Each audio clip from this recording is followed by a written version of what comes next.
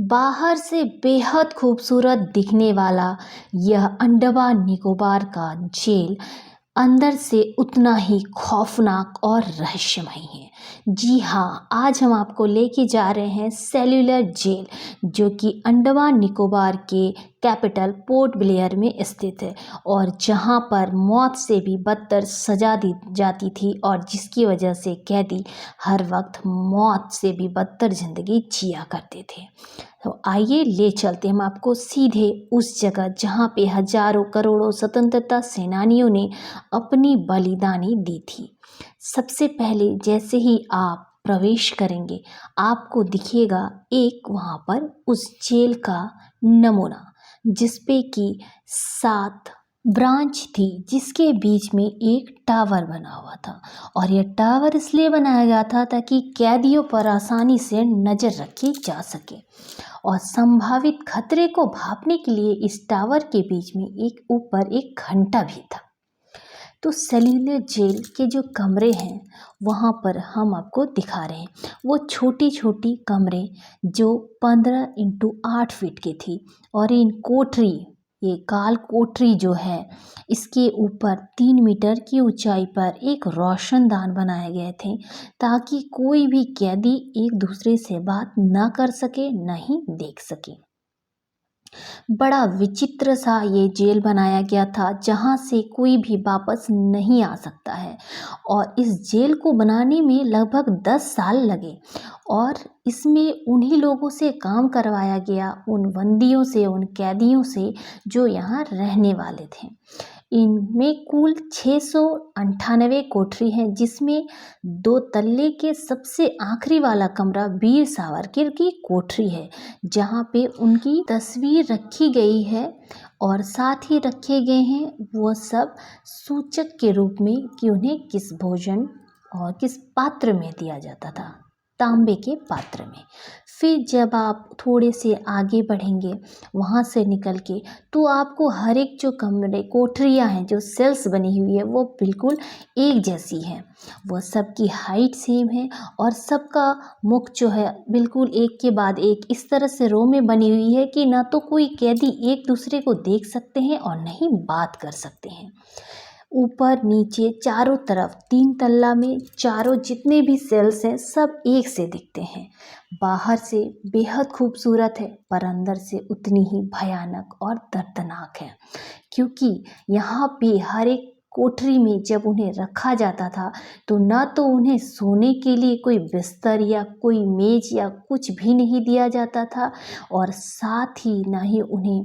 Bathroom के लिए बाहर निकलने दिया जाता था। रात को 2 उन्हें पात्र दे दिए जाते थे, जिसमें एक में उन्हें पीने के लिए पानी रखा जाता और एक में वो बाथरूम या टॉयलेट जो भी वो करते थे। बहुत बार ऐसा होता कि भयानक ठंड में भी वह ज़मीन पे ही रहते थे, उन्हें ना तो ओढ़ने के लिए कुछ दिया जाता था, न ही बिछाने के लिए, और उनके साथ क्रूरता से व्यवहार किया जाता था। आप देख सकते हैं कि यहाँ पे उनके साथ कितना क्रूर अमानवीय व्यवहार किया जाता था।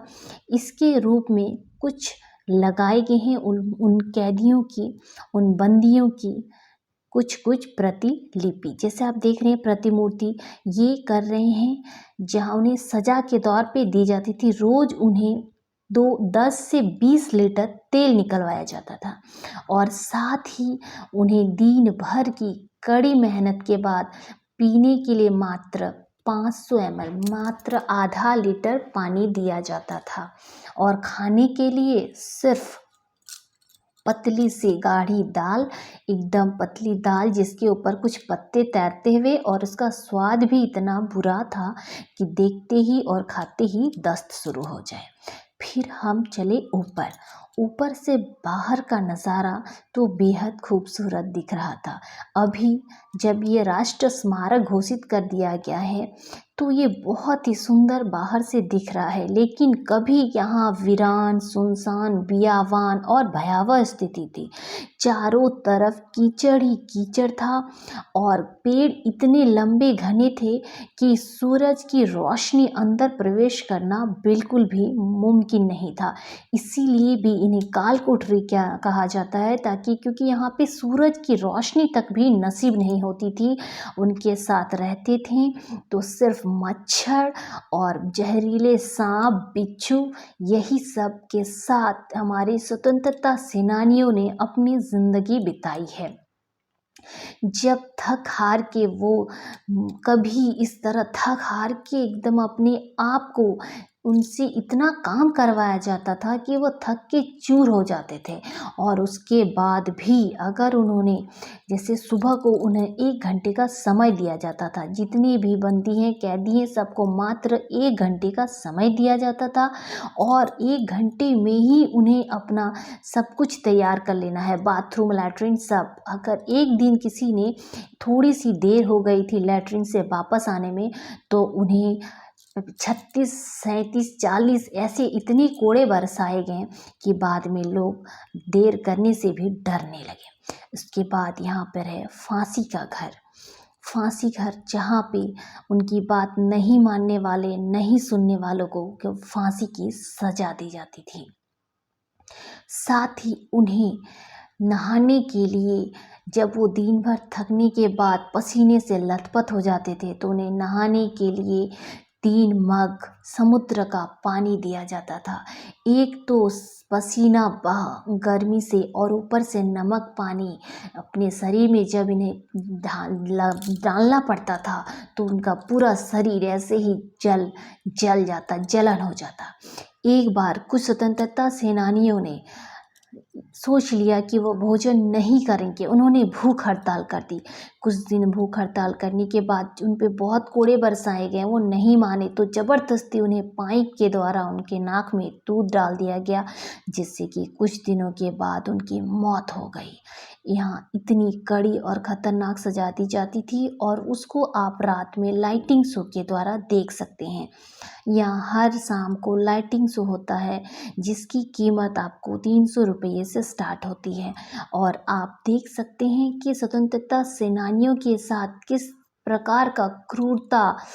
दर्द भरा उनका जो जीवन है, वो आप इस लाइटिंग शो के माध्यम से देख सकते हैं। वीर सावरकर यहाँ बहुत दिनों तक संघर्ष करते रहे, आंदोलन करते रहे और अंत में उन्होंने सफलता पाई। इसीलिए यहाँ वीर सावरकर की बहुत बड़ी मूर्ति रखी गई है और यहाँ पर हर वक्त एक अखंड ज्योत जलती रहती है। ये काल कोठरी, दिन में अभी धूप है तो अच्छी, और धूप नहीं है तो शाम होते होते ही आप यहाँ जब अंधेरा छा जाएगा तो आप महसूस कर सकते हैं कि एक थोड़ा सिर्फ शाम आप यहाँ 10 मिनट नहीं गुजार सकते, लेकिन स्वतंत्रता सेनानियों ने तो अपने जीवन, पूरी ज़िंदगी या इस काल कोठरी में बिता दी, जहाँ ना तो उन्हें खाने को भोजन नसीब हुआ, न ही सूर्य की रोशनी नसीब हुई, न सोने के लिए अच्छे बिस्तर नसीब हुए। अभी आप यहाँ सिर्फ 3 ही इस तरह के ब्रांच देख पाएंगे, क्योंकि जब जापान ने यहाँ पे हमला किया था तो वो 2 ये तोड़ दिए थे, बचे थे 5, और 5 ब्रांच में से और 2 ब्रांच तोड़कर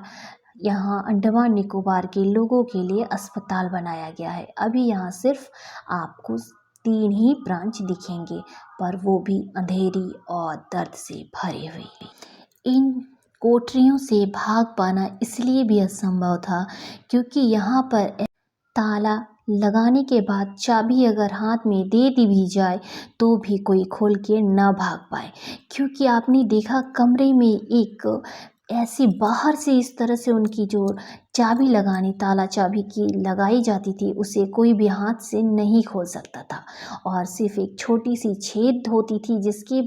बाहर से उन्हें खाना दे दिया जाता था और वो उन्हें हर वक्त अंदर ही रखा। जब काम किया जितनी देर बाहर रखा और काम कराया जाता, फिर उन्हें अंदर में भर के ताला लगा दिया जाता था और मजाक के तौर पे उन्हें चाबी दे दी जाती थी और कहते थे कि हिम्मत है तो भाग के दिखाओ। बहुत किसी ने यहाँ से भागने की भी कोशिश की, लेकिन कहाँ तक भाग के जाते, चारों तरफ समुद्र ही समुद्र था। समुद्र की चारों तरफ होने की वजह से वो भाग के नहीं जा पाते थे। किसी तरह दो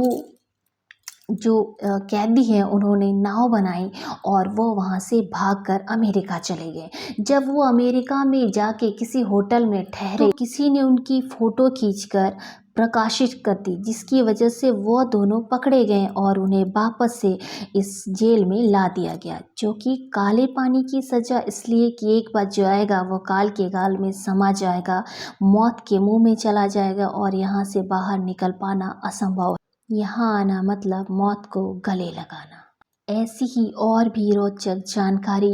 और सुंदर ब्लॉग्स पाने के लिए चैनल को सब्सक्राइब जरूर करें, वीडियो को लाइक शेयर करें